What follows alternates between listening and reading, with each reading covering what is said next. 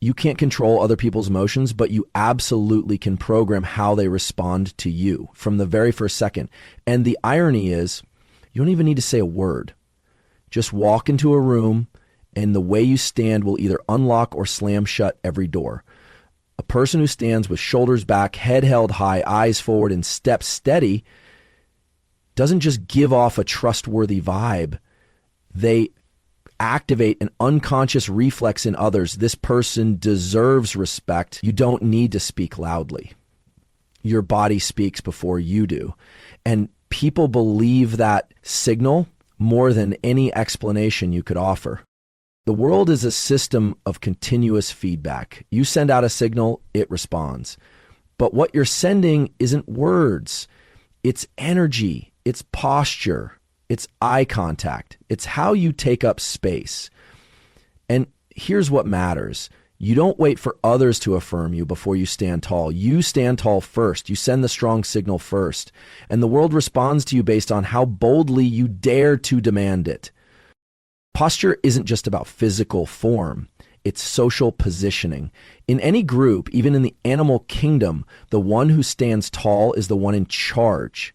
The one who slouches, shrinks, or drops their shoulders is usually seen as vulnerable, passive, even lacking leadership value.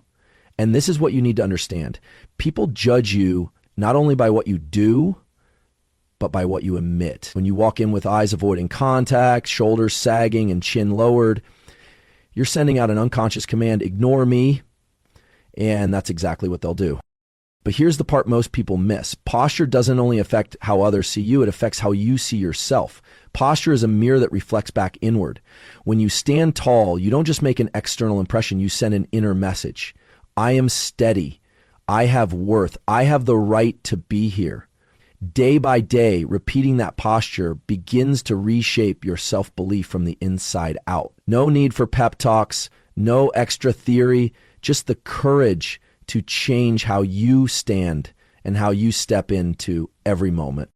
Not saying that standing tall guarantees success, but I am saying that if you don't do it, you've already removed yourself from the front of the line before even opening your mouth.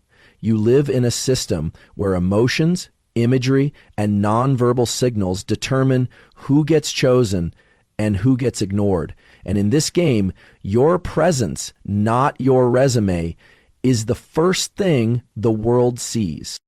You may have knowledge, skills, even big goals, but if you walk in with the energy of someone asking for permission to exist, that's how you'll be treated. But if you walk in as if you have every right to be there, as if you bring value to that space, that alone will begin to shift the atmosphere around you. Some people ask me, how can I feel confident when I have no reason to be? The answer is, you don't wait for a reason.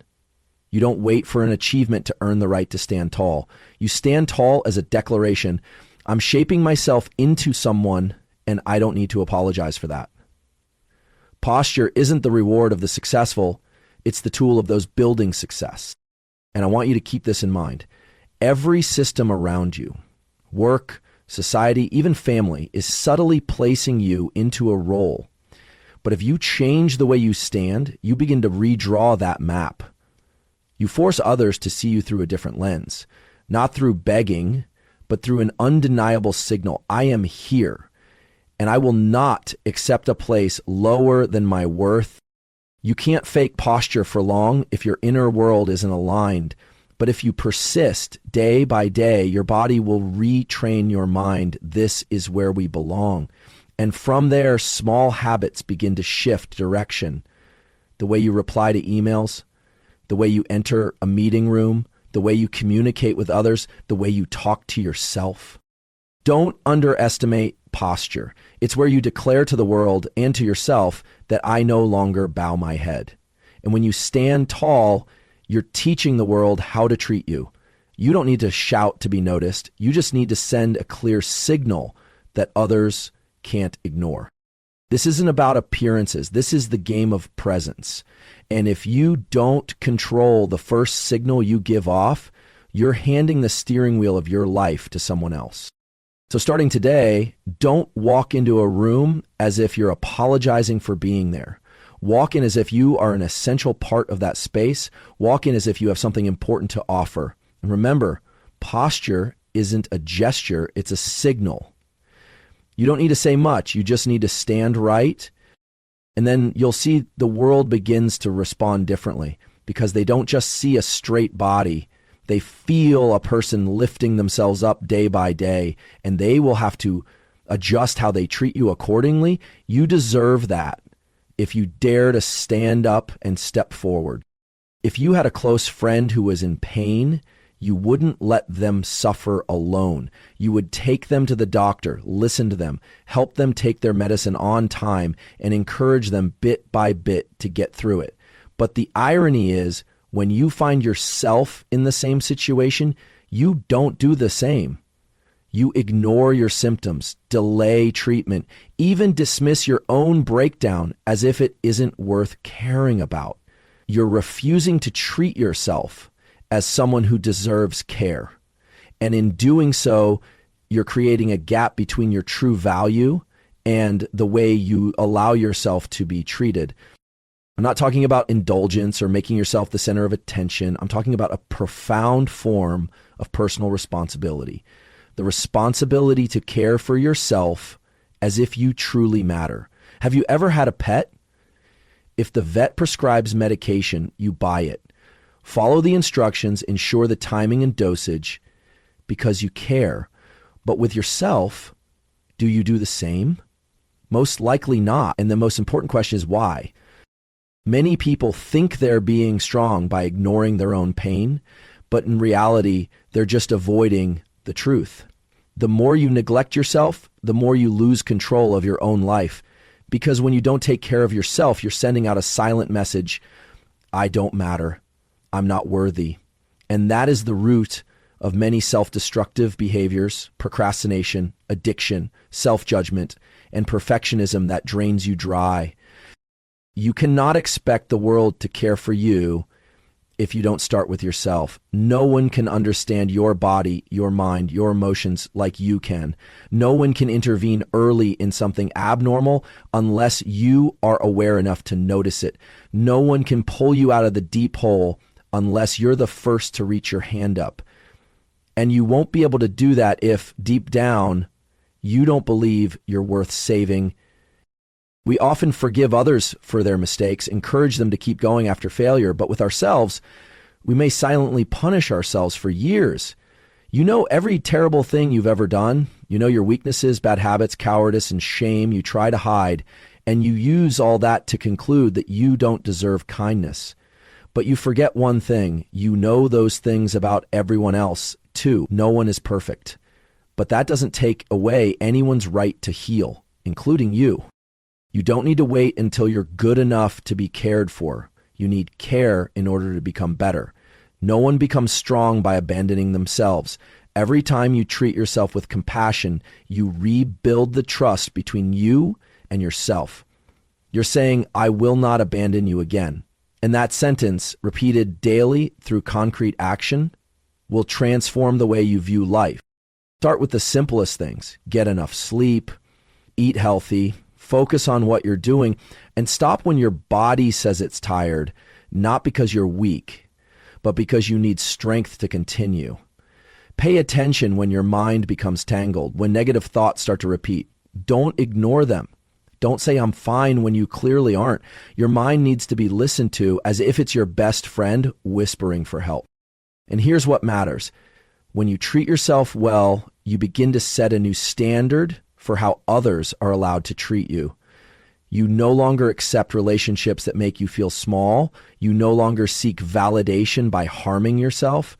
You step into the world as someone who knows their own worth, and the world no longer gets the chance to undervalue you. Have you ever wondered why you lack motivation or can't maintain discipline? Maybe it's not because you're lazy, but because you've lost trust in yourself. And the way to regain that trust isn't to force yourself to do more, it's to return to caring for the basics. No success strategy is strong enough if your inner foundation is rotting from neglect. This is not an emotional lesson, it's a principle. All sustainable growth begins with the relationship between you and yourself. If that relationship is distorted, everything else will fall apart. But if you learn how to take care of yourself, not because you're perfect, but because you're the only one who can live this life, then you will build a foundation nothing can destroy. I'm not advising you to become weak or self-indulgent. I'm advising you to be honest. Honest about your emotions, honest about your limits, honest about your needs. Because from that honesty, you can begin to build true resilience. Not resilience born from abandonment, but resilience nurtured in the right way.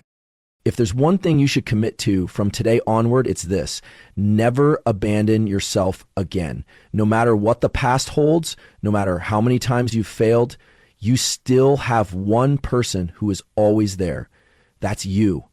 And if that person knows how to care for themselves, the rest of the world will never be able to break you. Not everyone who calls themselves your friend is truly meant to walk with you for the long haul. Some people show up in your life only to pull you down. They don't have to do anything overt. Sometimes just one half-joking comment, a skeptical look when you talk about your dreams, or silence when you share your success can be enough to push you back a few steps. And if you stay around that kind of person for too long, you begin to doubt yourself. Not because you're not capable, but because their stagnation and negativity slowly seep into your mind like ink dissolving in water. You need to understand this clearly. Everyone around you is either pushing you forward or holding you back. There's no neutral ground. There are people who, when you're around them, make you want to do more, think deeper, live with more responsibility. And then there are those who make everything seem pointless, who help you justify your procrastination, who keep you sitting in place and call it peace. But that's not peace. That's mental freeze. I once witnessed a friend step out of his own life simply because he couldn't bring himself to leave toxic relationships. He used to be smart, ambitious, visionary, but he always returned to the same friends who every time he advanced would mock him or pull him down with doubt. And you know what happened? He started censoring himself, stop sharing big ideas, stop setting bold goals, just to keep the peace. But the price of that peace was his very future. You need to be honest with yourself. Do the people you spend time with truly want to see you grow? Are they happy when you improve? Do they support you when you change for the better? Or are they only comfortable when you stay the same so they don't feel left behind? Some people won't say it outright, but you'll sense it through their eyes, their reactions, the awkward silences. And if you're sensitive enough, you'll realize they don't want you to fail, but they also don't want you to surpass them. Don't hold on to a friendship just because of the past. The only reason to keep any relationship is that it helps you become a better version of yourself. A true friend doesn't always say what's easy to hear, but they will always say what's right, and they'll say it with love. They won't stand by while you destroy yourself and then applaud you with comfort. They'll step in and tell you to stop. They'll demand that you rise. They'll challenge you when you diminish yourself, and you must be willing to do the same for others. Not everyone who is falling needs to be left behind, but you must clearly distinguish who is trying to rise and who is trying to sink, and drag others down with them. Kindness isn't about saving everyone. It's about recognizing who is worthy of your effort. If you keep staying in circles that only complain, delay, and blame, you'll be sucked into an energy that turns every goal into a far-fetched fantasy. The question isn't, am I a good enough friend? The real question is, are they good to the version of me I'm striving to become? Because if the answer is no, you are wasting your precious time nurturing a bond that is corroding you from within. You may love someone, you may cherish memories with them, but that doesn't mean you have to carry them with you on your journey of growth. True friendship can be interrupted if one person chooses to stay behind while the other is determined to move forward. Sometimes growth doesn't come from advice. It comes from a decisive choice to walk away from those who make you doubt your path. Quietly, without anger, just a gentle step in a different direction toward where your energy is restored, where your actions are encouraged, where you are reminded that you have the potential to do something meaningful. You cannot grow in a land that does not allow you to change. And a true friend will never hold you back just to feel less inferior. They will push you further. And sometimes they'll even choose to step back so they don't block your way. That is real nobility.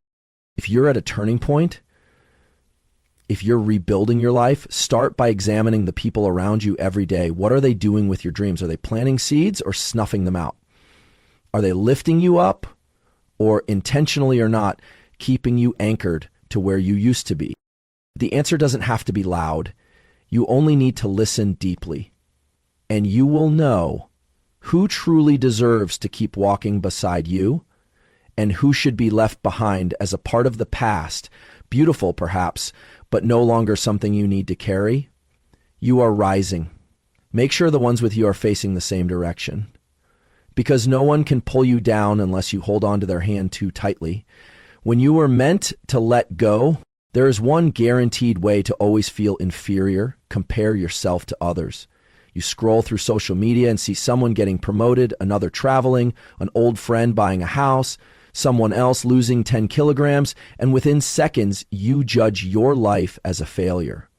Not because you've placed yourself in a competition whose rules you don't fully understand. You're comparing your whole unfiltered self to someone else's carefully curated version. You don't know what they had to trade to get what they have. You don't know what they're losing behind those glamorous photos. You only see a single slice, and you let it define your worth. But if you keep viewing life through someone else's lens, you'll never see the path you truly need to walk. And worse, you'll never see yourself slowly improving little by little every day. The only honest way to grow is to compare yourself to who you were yesterday. No one knows your journey better than you. No one understands the limits you're pushing through, the habits you're working to change, the failures you've stood back up from. And those things, no matter how small, are irrefutable evidence that you are rising, not fast, not flashy, but steadily. You can look at others to learn, to be inspired, to expand your vision, but you must not use them as a measuring stick for your own worth, because you don't live their life. You don't carry their pain, their experiences, their responsibilities, or their limitations. And the funny thing is, they may secretly be comparing themselves to you and feeling inadequate too. This invisible comparison makes everyone lose because no one is truly themselves in that dynamic. I want you to understand this clearly. Each person blooms at a different time. Some race ahead early, some break through in the middle, some stay quiet for half their life and then shine when others have grown tired. If you compare yourself to someone on chapter 12 while you're just finishing chapter 2, that's not truth. That's a self-inflicted injustice. You don't need to be better than anyone else. You only need to be better than who you were yesterday. If yesterday you procrastinated and today you took action, you've improved. If yesterday you spoke harshly to yourself and today you paused and breathed, you've improved. If yesterday you quit halfway and today you returned to do a little more, you've improved. And those small steps, repeated consistently, will take you farther than any sudden leap. Someone once asked me, how can I aim high without letting my goals crush me? The answer lies in breaking down the journey into steps you can actually take. Big goals are necessary. They stretch you beyond your current vision. But if you don't know what the next step is, you'll remain stuck. So every morning, ask yourself, what's one thing I can do today to be a bit better than yesterday? Then do that with focus, kindness, and without judgment. You don't need to win at everything to prove your worth. You just need to keep going. Maybe you're in a phase no one else sees. You're learning how to believe in yourself again. You're rebuilding habits. You're fixing what's misaligned in your life, piece by piece. And no one is clapping for you, but you still do it. That is the real victory. You can't control the speed of others, but you can fully own your direction. And if you persist, you'll go farther than those who only chase appearances. They might beat you today, But if you keep getting better, even just 1% each day, in a year, you'll be an entirely different person. Someone disciplined, resilient, deep, with a foundation nothing can shake. The last thing I want you to remember, no one else lives your life. Don't let someone else's gaze redraw your map. Don't let someone else's success make you forget that you too are making progress in your own way.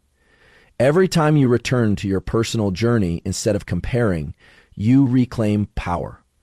You go back to being the author of your story, undistracted, unmanipulated by things that aren't yours. Tomorrow, you might not have reached your destination, but if you're better than you were today, you're heading in the right direction. And that alone is something to be proud of. No need to prove it, no need to compare, just continue. Loving your child does not mean letting them have whatever they want. Not every concession is an act of love. Shielding your child from all harm is not the way to make them strong. If you believe that being a parent only requires unconditional love without discipline, direction, or clear boundaries, then you're setting the child you love up for a future filled with disappointment. Because society does not run on emotion, it operates on principles, consequences, and real-world feedback. And a child raised only on indulgence without guidance will never adapt to the real world where no one loves them simply because they exist. A child raised by blind affection may grow to believe they are always right, that others must meet their needs, and that when they fail, it's the world's fault. But you know that's not true. The world doesn't bend to personal emotions, and if you don't teach your child how to take responsibility, you will one day witness that same child resent life and resent you for not preparing them to face reality. Parenting isn't about being your child's friend. You can accompany, understand, support, but you cannot bend to every wish without asking what's right. Your role is to shape, not to please. If you're afraid of your child being upset, afraid of them being hurt, afraid of them feeling sad, when you set boundaries, then you're prioritizing short-term feelings over long-term development. And that will make your child into someone whom no one wants to collaborate with, trust, or connect with, because they won't know how to self-regulate. Your child doesn't need someone who always says yes. They need someone strong enough to say no when necessary. They don't need you to remove every obstacle. They need you to teach them how to overcome obstacles, not to become a hero, but to avoid becoming a victim. If you shield your child from every failure, you are stripping away their chance to develop inner strength. If you fear they'll get hurt, you're unintentionally weakening them day by day. And if your parenting is ruled by fear, your love becomes a soft but dangerous form of bondage. I've met many adults who carry a quiet rage because their parents loved them but didn't teach them. They were coddled but not forged. They were praised but not shown how to correct their mistakes. And when they entered the world, every clash came as a shock. They didn't know how to accept feedback. They didn't know how to take responsibility. They didn't know how to cooperate, compromise, or show respect, not because they were bad, but because they weren't prepared. They were abandoned by indulgence. True love means teaching your child that no one owes them anything. If they want to be liked, they must learn to live in a way that earns others' trust. If they want to be valuable, they must learn to contribute. If they want freedom, they must learn discipline. These lessons don't come from theory. They come from how you live, how you respond, how you set firm limits while remaining kind. You don't need to raise a perfect child. You just need to help them become someone who takes responsibility for themselves, someone who thinks of others, someone who can fail without falling apart, someone who can love without becoming dependent, someone who can stand firm even when no one is there to help. And that only happens when you stop being the fixer and start becoming the enlightener. Teach your child about truth, about limits, about consequences, about gratitude, about humility, about listening and self-correction. Do this through action, not just words. Show them that you live with principles, discipline, and accountability. Because children don't learn from what you say. They learn from who you are. Parenting is a journey that does not welcome ease. It demands that you stay firm even when your child is angry, crying, or resisting, because you don't respond based on emotion. You respond based on long-term goals to help your child become someone the world can trust, work with, and care about. If you can do that, you're not just a good father or mother, you are a builder. You are crafting a human being who can stand up, self-regulate, and guide themselves. And when you one day see your child face the world with steady feet, you'll understand every boundary you set, every principle you held firm, every time you dared to be the bad guy in their eyes were priceless gifts, not so they depend on you, but so they can become independent and grow beyond you. There is a common mistake that many people make. They want to change the world while their own inner world is in chaos. They call on others to live responsibly, but they've never sat down and asked themselves whether they're truly living responsibly. They want society to be kinder, fairer, more transparent, yet they nourish toxic thoughts, speak with criticism, live without discipline, and ignore the very tasks they know they should do, but constantly postpone. If you can't even take charge of your own room, don't rush to talk about taking charge of someone else's life. Real change doesn't start with grand speeches, bold declarations, or inspirational slogans. It begins with the little things, very little things, in your own life. The way you fold your blanket each morning, the way you push your chair back in after standing up, the way you respond when criticized, the way you keep a promise, even one made only to yourself. Each of those actions is a reflection of who you are becoming. If you can't clean up the chaos in your living space, in your emotions, in your thoughts, you'll never have the power to influence anything greater. Do you want to help others live better lives? Start by living in alignment with what you say. Do you want to make an impact? Let your actions speak louder than your words, because the world doesn't respond to your slogans. It responds to how you live. And no one follows someone who is quick to judge but afraid to reflect. The people who truly inspire others to change without forcing it are those who have walked out of inner clarity. Order is not a boring concept. It is the physical expression of clear thinking.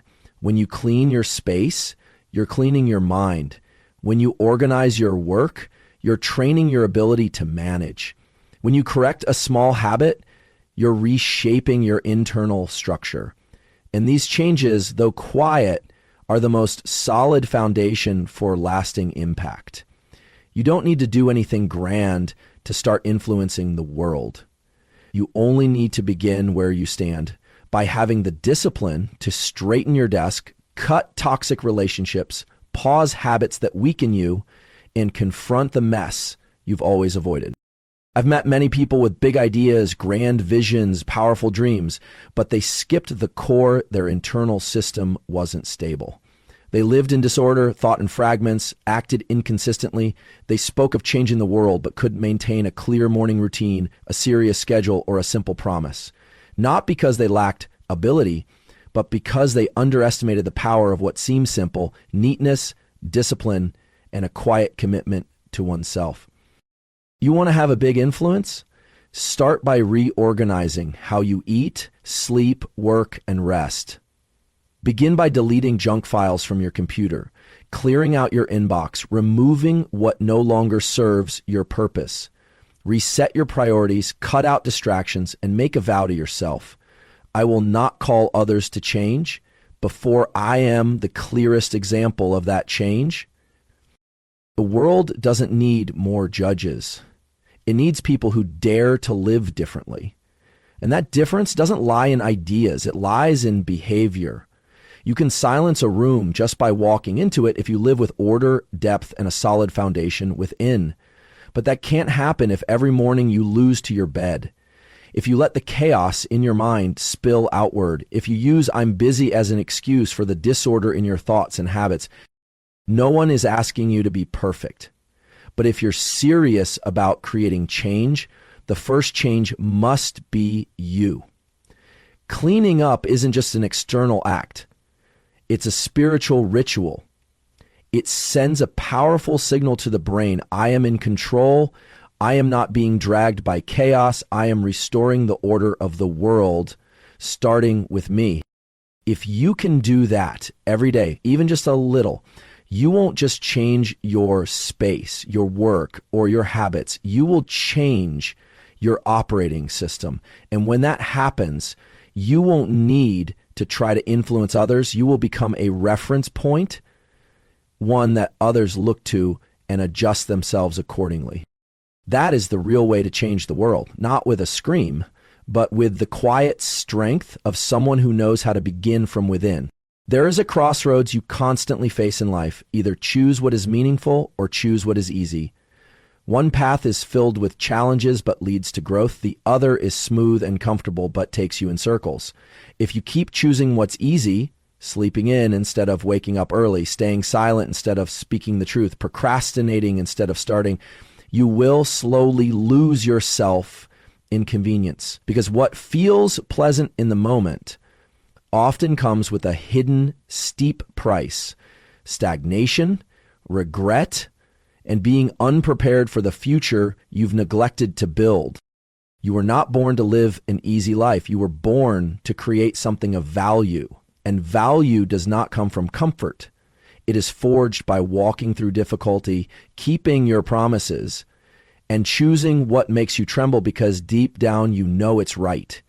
You don't have to live ascetically, but you do need enough discipline not to choose ease just because it doesn't make you uncomfortable. Every time you choose ease, you lay another brick in a shallow life. But every time you choose meaning, you build a strong foundation for yourself. I've seen many intelligent and talented people go in circles simply because they're used to avoiding what's hard. They're afraid of heartbreak, so they don't speak their truth. Afraid of failure, so they don't begin. Afraid of rejection, so they don't express themselves. And in this avoidance, they think they're being safe, but really they're shrinking day by day. You might be doing the same, telling yourself you'll do what matters while silently choosing the easier path every day, curling up in the comfort zone and calling it fine. But you weren't born to be fine. You were born to become a version of yourself that you can look back on with pride. And that doesn't happen when you constantly avoid the things that help you grow. You want to feel strong? Choose what forces you to stretch. You want to feel confident? Choose what makes you anxious and do it anyway. You want to live a life without regret? Choose what is meaningful, even if it makes you feel uneasy. What's easy doesn't nourish your soul. It leaves you hollow. It makes you feel okay today, but costs you long-term fulfillment. On the other hand, what's hard, though it may make you stumble, bleed, or wrestle with yourself, is what truly shapes you. That's where you learn endurance. That's where you discover your limits and break them. That's where you realize value doesn't come from outcomes, but from the person you become by walking through the challenge. If today you're faced with two options, one, to do the hard thing you've been avoiding, and two, to postpone it once again, look yourself in the eye in the mirror and ask, do I want to become stronger or weaker? No need to speak it out loud. Your actions will answer for you because you can't lie to yourself through daily behavior. You are training yourself, whether consciously or not. And what you choose today becomes your identity tomorrow. Choosing what is meaningful is never easy. It requires facing fear, uncertainty, and the possibility of failure in front of others. But that's exactly what makes you grow. And if you've never experienced wanting to quit but kept going, never kept a promise in silence when no one praised you, never told the truth knowing you'd be misunderstood, then you haven't yet touched the depth of courage you're capable of. Choosing what is meaningful is choosing the long road. Choosing short-term pain for long-term reward. Choosing discomfort to avoid lifelong regret. Choosing discipline over emotional impulse. And the more you choose the right thing, the clearer, deeper, and more trustworthy you become. And here's the beautiful truth. What's easy disappears quickly. but what's meaningful stays forever. One moment of speaking your truth can be etched into someone's memory. One moment of doing what's hard but right can become your strength in the years ahead. And if you keep choosing like this, you won't need to look for value outside. You will become the embodiment of that value. Today, look again at the things you're postponing, the choices you keep avoiding, the actions that could make you better, but you keep saying maybe tomorrow. Then ask yourself, if not today, then when? If not you, then who? And if you keep choosing what's easy, will you ever reach the strongest version of yourself? You already know the answer. And if you dare to choose what is meaningful today, you'll look back a year from now and realize everything changed because you chose to walk through difficulty and live a life worth living. There is a kind of power you can feel the moment you touch it, the power of truth. It doesn't need to be loud nor shocking. Truth, when spoken from an honest mind, has the ability to cut through every illusion and lay the foundation for a life that carries real weight. And if you want to take charge of your life, the first step is don't lie, not to others, and especially not to yourself. Lying doesn't always show up as speaking false words. It can come from silently agreeing when your heart disagrees, from nodding along to keep the peace while your soul is screaming inside, from living in contradiction to what you believe is right just to avoid being judged. Every time you do that, you think you're keeping things stable, but in truth, you're losing fragments of your identity. And the danger is lies repeated long enough won't make you feel guilty anymore. They will make you numb. And that's when you start living a life that's no longer truly yours. I'm not asking you to become someone who always speaks the truth no matter the cost. There are times when silence is necessary because truth is not always welcomed. But you can begin with one simple principle. If you can't yet speak the truth, at least don't say what you know is false. Don't go along with what you don't believe in. Don't endorse what you don't support. Don't play a role to gain acceptance if that role doesn't reflect who you truly are. Because do you know what happens when you live too long within a system of lies? You start to doubt your own intuition. You become confused by even the simplest choices. You stop trusting your own words. You no longer feel the connection between your thoughts, your speech, and your actions. And that weakens you, not in a visible way, but in a slow erosion, a little each day, until one day you look in the mirror and no longer recognize yourself. On the other hand, when you begin to live truthfully, even just a little each day, you'll feel a different kind of energy emerge. You'll feel stronger even without trying to be. You'll feel confident not because someone praises you, but because you know you're not performing. Your honesty may make others uncomfortable, but it will release you from the invisible role that society cast upon you. And once you break free, you become a free person, free to say what you believe, free to live by the values you choose, free to stop pretending. I used to wonder why so many talented people still feel insecure, still feel small. Then I realized it's not because they're not good enough, but because they're living within a web of untruths. They don't dare say, I disagree. Don't dare say, I'm not okay. Don't dare say, I don't want to keep doing this. And that makes them a shrunken version of themselves, even if outwardly they appear successful, because any success built on pretending will never make you truly proud in the long run. Truth may cause you to lose some people, but it will keep the ones you truly need. Truth may lead to being misunderstood, but it will help you understand yourself more deeply. And truth, even though hard to express at times, is always the starting point of lasting transformation, because nothing is stronger than a person whose words and actions align. Nothing is more persuasive than someone with nothing to hide. Nothing is more trustworthy than someone who doesn't lie. You don't need to shout to live truthfully. You just need to be alert enough not to repeat false words, brave enough not to nod when you want to shake your head, honest enough to stand still when everyone else rushes toward the crowd, And if you can do that, you won't just protect your integrity, you'll create a quiet zone of influence where others can see and learn that living truthfully is not a sign of weakness. It is the choice of the strong. If you're in a situation where truth scares you, know that it's a sign you're standing at the doorway of a restructuring. And if you're brave enough to step through it, life on the other side will feel lighter, deeper, more grounded. But if you keep stepping back, keep telling small lies just to keep things smooth, that temporary peace will turn into shackles, binding you in versions of yourself you no longer respect. You deserve to live a life where you don't have to hide, but that only happens if you dare to live truthfully, word by word, act by act, choice by choice. And if you can't yet tell the truth, then at the very least, don't speak what your heart doesn't believe in. That's the first step. And from there, you'll go further toward a life where you can look at yourself directly, without avoidance, without excuses, without fear, a life lived by a real person, living truly. When you sit in front of another person and truly listen, not to respond, not waiting for your turn to speak, but to discover what is within them that you've never known, you are opening a door not only into their world, but also to reflect upon your own inner world. Most people only listen at the level of sound, what's easy to hear, easy to guess.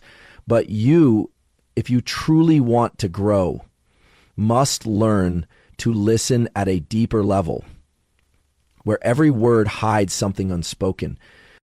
Most conflicts in life don't arise from a lack of information, but from a lack of listening. People react based on assumptions, not facts. They listen to defend, not to understand. And in that process, real opportunities for connection between person to person, mind to mind, are lost. But if you're present enough, silent enough inside to pause and listen as though you know nothing, you'll begin to perceive what others never tried to hide, but no one ever looked deep enough to see. When you're listening to someone angry, don't just hear the raised voice or harsh words. Ask yourself, what pain made them need to shout? When you hear someone constantly complain, don't rush to feel annoyed. Look deeper. Maybe it's the helplessness that no one ever understood. When someone tries hard to appear strong, try sensing maybe behind that tough exterior is a soul yearning to be seen. True listening is not a skill, it's a kind of courage. The courage to temporarily set aside your ego to enter someone else's space without judgment. Real listening doesn't happen when you're merely silent. It happens when your inner self is silent too, when you're no longer having inner dialogues like, what should I say next? Where are they wrong? Or how can I win this conversation? A mind full of such calculations can hear nothing beyond itself. But if you can let go of the need to be right, the need to impress, the need to control, you'll begin to hear the life within the other person. And from there, not only will you understand them, but you'll also touch something deeper. You'll understand yourself in the way you react to them. You don't have to agree with everything you hear, but you need to listen deeply enough to know what in their words is true, what is a reaction, what is a signal from an unhealed wound. Because everyone carries a story they've never fully told, and sometimes just by listening with enough respect and presence, you might be the first to make them feel seen, understood, accepted. That is the most powerful thing you can offer another human being, and it begins with listening. But I don't say this to encourage softness. In fact, the strongest people I've ever met are those who know how to listen. They don't need to speak much to prove their strength. The calm in their eyes, the fullness of their attention given to others, that is the mark of true inner power. They are not pulled by every word spoken by others. They stand firm within, yet open themselves outward. And that is what makes them the center of trust, of connection, of real influence. Do you want to become such a person? Start today. Try listening as if what you're about to hear could change you. Because maybe it will. Maybe some seemingly trivial sentence holds a perspective you've never considered. Maybe some modest confession leads you to a whole new awareness of life. But if you don't truly listen, you'll miss it. And what you miss isn't just the words, it's the opportunity to deepen, to connect, to become a version of yourself that is not shallow, not reactive, but one who truly grasps human essence. There is a simple question you should carry with you at the start of every conversation. What is this person trying to say that no one has ever fully listened to? That question will shift how you show up. It will move you from talking to win to talking to connect. And you'll realize in that process, not only do you make others feel valued, but you also enrich your own inner world. Because a mature person is not one who speaks well, but one who hears what others cannot. And once you become that person, you'll discover that listening is not just how you approach the world, it's how the world begins to trust you back naturally, sustainably, without force, just with presence, respect, and a truly open heart. When life begins to feel too harsh, your first reaction is often to retreat, to shut your mind, or to scream to the world, I can't take it anymore. And I understand that feeling. You are not weak. You are simply human. But right at the moment when everything feels like it's collapsing, there is a choice, seemingly small, that can save you. Find one tiny fragment of beauty and hold on to it as if it were the last anchor between you and life. A sliver of sunlight through the curtains in the morning, a leaf fluttering in the wind, a hug that needs no explanation, an old song you used to love, a glance from someone dear, without judgment, looking at you as if you still matter. That beauty isn't loud. It doesn't solve all your pain, but it whispers to you that you're still here and this world hasn't completely turned its back on you. Harshness is inevitable, but what keeps someone from falling is their ability to still find something worth believing in. And sometimes belief doesn't come from lofty philosophies or grand motivational speeches. It comes from a silent moment when you realize, I can still see beauty, even just a speck. When you hold on to that glimpse of beauty, you're preserving the most essential part of your humanity, your sensitivity to life. That's something darkness cannot take from you unless you let go first. I've witnessed people go through adversities far greater than you can imagine, losing loved ones, losing all their possessions, losing themselves in depression. And what kept them grounded wasn't intelligence, wasn't sheer willpower. It was something small they refused to let anyone take from them. For one, it was the image of their child sleeping. For another, a poem their father used to recite. For someone else, the sound of birds in the morning, even just for a few minutes. They clung to it, like someone drowning, grabbing onto floating wood. And day by day, breath by breath, they found their way back. Not to conquer the world, just not to lose themselves. And you, if everything feels too heavy, I want you to pause for a moment. Not to think, but to feel. Look around you. Maybe you see nothing to be proud of, but maybe, just maybe, you'll find something worth preserving. A line from an old love letter written in your journal, a cup of coffee still warm, a good night message from someone who still remembered you, even though you were silent all day. These small things won't save you instantly, but they say one thing: you're still connected. And if you're still connected, you haven't been completely cut off from this life. Beauty is connection. It's the last remaining softness among the rough edges. And it's worth holding on to, especially when everything else starts to fall away. I don't ask you to appear strong. I'm not saying everything will be okay right away, but I can tell you this: if you can still hold a small light within your soul, no matter how dim, then darkness cannot fully consume you. And if you dare to look at that small beauty each day, you are quietly training your eyes that can detect light even in the deepest night, eyes of someone who has endured pain but refused to go blind from it. Pick the most beautiful thing in your day today, no matter how small, and let your mind truly touch it. Don't just glance, live it. For a few seconds, a painting, a message, a kind act from a stranger, remember it. And tomorrow do the same. This is not a game. This is a survival skill. This is how you keep yourself from drifting, from being swallowed whole. Not because you're stronger, but because you're more sensitive. You know what matters, and you don't let it wash away in the storm of life. The world is not short of suffering, but it is also not short of beauty. The question is, where are you looking? And do you dare to hold your gaze long enough to see through the fog? Because harshness doesn't erase beauty, it only covers it. And if you're steadfast, you'll see even in ruin, something still deserves to be cherished. Like how a single flower grows amid the rubble. No one taught it to be beautiful. It simply knows if it's alive, then it must bloom. And so should you. If you are still alive, find something beautiful to live alongside and protect it as if it's the most sacred part of you. Because when you do that, you are no longer a victim of adversity. You become the one who knows how to choose a new center of gravity. And life, no matter how cruel, cannot defeat someone who still knows how to be moved by beauty.